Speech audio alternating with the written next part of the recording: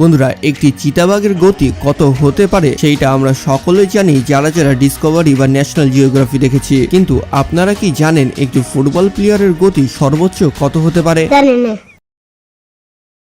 তাহলে আজকের এই ভিডিওতে আমরা দেখতে চলেছি ফুটবল ইতিহাসে সেরা 10 জন প্লেয়ারকে যারা কিনা তাদের গতি দিয়ে সমস্ত বিশ্বকে তাক লাগিয়ে দিয়েছে, এবং এই 10 জন ফুটবলারের গতি দেখে আপনি নিজেও অবাক হতে বাধ্য।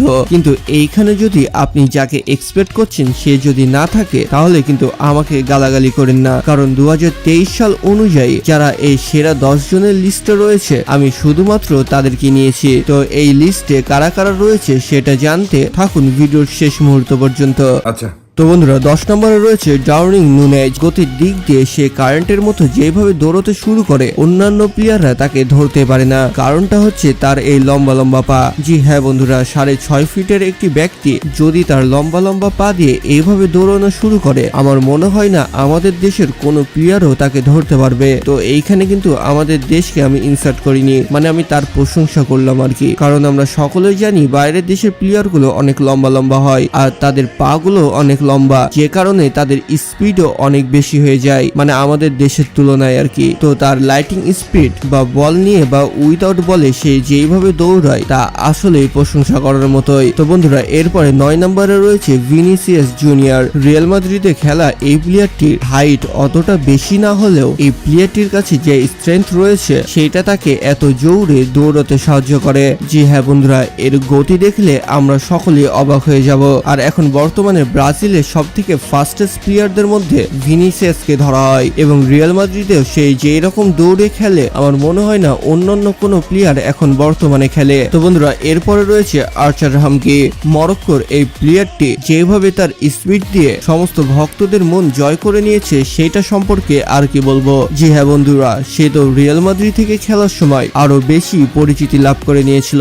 এছাড়া 2019 সালের সুপার কাপ। তো এই প্লেয়ারটির হাইট হচ্ছে 5 ফুট 11 ইঞ্চি, কিন্তু তবুও তার রানিং এতটাই ফাস্ট যে অন্যান্য প্লেয়ার তাকে ধরতে পারে না, এবং তার সর্বোচ্চ গতি হলো 36.48 কিলোমিটার পার আওয়ার, এবং এর আগের দুইজনের ছিল 35.97 কিলোমিটার পার আওয়ার এবং 35.9 কিলোমিটার পার আওয়ার, যা আমি বলতে ভুলে গেছিলাম। তো বন্ধুরা, এর পরে যে প্লেয়ারটি রয়েছে তাকে হয়তো আমরা অনেকেই চিনি। মুসলিম ফুটবলারদের মধ্যে সবচেয়ে বেশি চেনা মুখ মোহাম্মদ সালাহকে তো আমরা সকলেই চিনি। তো মোহাম্মদ সালাহ সবচেয়ে বেশি জনপ্রিয়তা লাভ করে নেয় তার অবিশ্বাস্য স্কোরগুলো করাতে আর এইভাবে সুন্দর ফাস্ট রানিং এর জন্য। জি হ্যাঁ বন্ধুরা, মোহাম্মদ সালাহ যেইভাবে জোরে দৌড়ায় সেইটা তাকে দেখে মনে হয় না যে সে এত জোরে দৌড়াতে পারবে, এবং তার সর্বোচ্চ গতি হচ্ছে 36.6 কিলোমিটার পার আওয়ার। তো বন্ধুরা, এক একজনের গতি এক একদিন একই রকম থাকে না, সকলেরই গতি উঠতে পারে বা নামতে পারে। কেউ কিছু ন্যানো সেকেন্ডের কারণে পেছনে পড়ে যায়, আবার কেউ কোনোদিন যদি ন্যানো সেকেন্ডও বেশি হয়ে যায় তাহলে তাকে পেছনে ফেলে দেয়। তো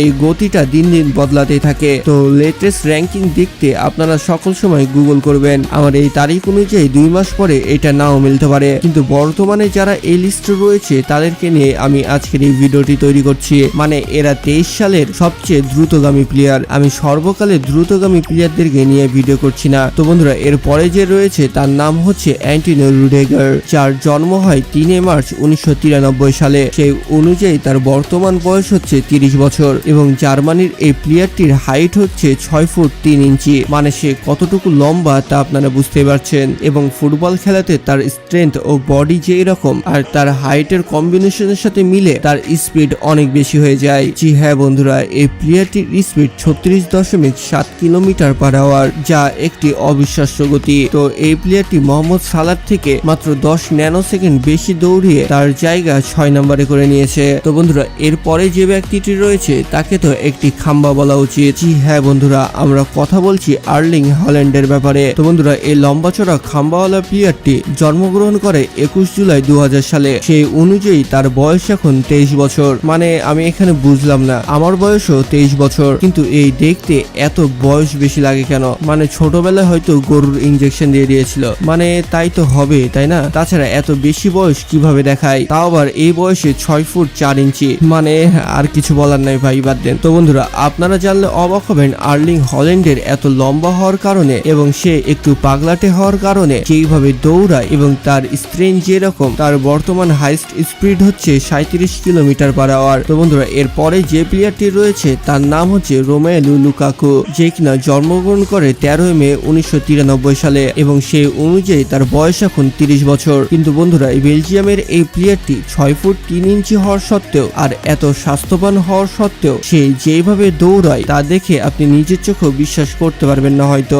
মানে আমরা টিভিতে বা মোবাইলে দেখে তা বুঝতে পারি না, কারণ তাদের গতির সাথে ক্যামেরাও চলতে থাকে। যখন আপনি এদেরকে সামনাসামনি দেখবেন তখন তো একটু হলো অবাক হয়ে যাবেন। তো বন্ধুরা, এর পরে যে প্লেয়ারটি রয়েছে তার নাম হচ্ছে অ্যালফাসো ডেভিড, যে কিনা জন্মগ্রহণ করেছিল 2 নভেম্বর 2000 সালে এবং সে অনুযায়ী তার বর্তমান বয়স হচ্ছে 22 বছর। আর এই প্লেয়ারটি আমার থেকেও হয়তো কয়েকদিন বয়সে ছোট, কিন্তু আমার থেকে কয়েক ইঞ্চি হাইটে বড়। মানে আমাদের বয়সে ছেলেরাও যে একটি দেশের জন্য নাম লিখিয়ে নিচ্ছে, আবার পৃথিবীর সেরা 10 জনের মধ্যে চলে আসছে, আর আমরা বাসায় বসে বসে কি করছি তা বুঝতে পারছেন। তো নিজেদের মধ্যে একটু জেদ নিয়ে আসেন এবং করেন যা আপনার মন চায়। তো যাই হোক বন্ধুরা, বেশি অফ টপিকে না যাই, এই প্লেয়ারটি তার হাইস্ট স্পিড দিয়ে সেরা 3 জনের মধ্যে চলে এসেছে, যেটা হচ্ছে 37.51 কিলোমিটার পার আওয়ার। তো বন্ধুরা, এরপরে যে প্লেয়ারটি রয়েছে তার নাম হচ্ছে অ্যাডাম ডিয়ারা এবং সে জন্মগ্রহণ করে 25 জানুয়ারি 1996 সালে এবং সেই অনুযায়ী তার বর্তমান বয়স 27 বছর এবং 5 ফুট 10 ইঞ্চির এই প্লেয়ারটি তার মাস্কুলার বডি ও ফিটনেস দিয়ে নিজেকে এমন ভাবে তৈরি করে নিয়েছে যে তাকে দেখতেও একটি চিতার মতোই মনে হয় এবং সেই দৌড়ায়ও সেই রকমই। তার গতির সাথে অন্যান্য প্লেয়াররা থাউই পায় না। জি হ্যাঁ বন্ধুরা, এই প্লেয়ারটির হাইস্ট স্পিড হচ্ছে 37.9 কিলোমিটার পার আওয়ার আর এই গতি দিয়ে সে নিজের পজিশন 2 নম্বরে নিয়ে চলে আসে, যেটা একদিক দিয়ে একটি প্রশংসনীয় ব্যাপার। তো বন্ধুরা, এরপরে যে প্লেয়ারটি রয়েছে তাকে আমরা সকলেই চিনি। জি হ্যাঁ বন্ধুরা, বর্তমান সেন্সেশনে এবং ট্রেন্ডিং এ যে প্লেয়ারটি রয়েছে তাকে সবাই চিনবে না তো আর কি করবে। জি হ্যাঁ বন্ধুরা, আমরা কিলিয়ান এমবাপ্পের কথা বলছি। 18 ডিসেম্বর 2022 সালে যেই খেলাটাই সে দেখিয়েছিল আর্জেন্টিনার বিপরীতে, সেইটা ইতিহাস কখনোই ভুলতে পারবে না। কিন্তু কিলিয়ান এমবাপ্পের কাছে তেমন কোনো স্কিল না থাকলে তার কাছে রয়েছে স্পিড। জি হ্যাঁ বন্ধুরা, তার স্পিড দিয়ে সে যেভাবে তার খেলা ঘুরিয়ে দেয় তা আসলেই প্রশংসনীয় এবং তার হাইস্ট স্পিড হচ্ছে 38 কিলোমিটার পার আওয়ার এবং বর্তমানে খেলা পাস ও স্পিডের হয়ে গেছে। যে যত ভালো পাস দিতে পারবে তার দিকে খেলা তত ভালো ঘুরে যাবে এবং যার কাছে যত স্পিড ও স্ট্রেংথ রয়েছে সেই বর্তমানে সবচেয়ে বেশি ভালো প্লেয়ার, যেটার মধ্যে বর্তমানে দুইটাই আছে এমবাপ্পের কাছে। আর এখন বর্তমানে আপনাদের মনে একটি কোশ্চেন ঘুরঘুর করছে যে এইখানে ক্রিস্টিয়ানো রোনালদোর নাম কই। তো বন্ধুরা, আপনাদেরকে জানিয়ে দিই, বর্তমানে ক্রিস্টিয়ানো রোনালদোর টপ স্পিড হচ্ছে 33.54 কিলোমিটার পার আওয়ার, যেটা একটুর জন্য 10-এর মধ্যে আসেনি। তাই আমাদের এই লিস্টে তাকে রাখতে পারিনি, কারণ আজকের এই ভিডিওটি 2023 সাল অনুযায়ী বর্তমানে কে বেশি গতিশীল প্লেয়ার এটার উপরে ছিল, সর্বকালের সেরা নয়। তো বন্ধুরা, আই হোপ আপনারা বুঝেছেন। তো আজকের এই ভিডিওটি আপনাদের কেমন লাগলো? যদি ভালো লাগে তাহলে অবশ্যই আমাদের কমেন্ট বক্সে জানাবেন। তো বন্ধুরা, দেখা হচ্ছে পরবর্তী আরো একটি ইন্টারেস্টিং ভিডিওতে। ততক্ষণ ভালো থাকুন, সুস্থ থাকুন, বেশি বেশি আল্লাহর ইবাদত করতে থাকুন। আল্লাহ হাফেজ।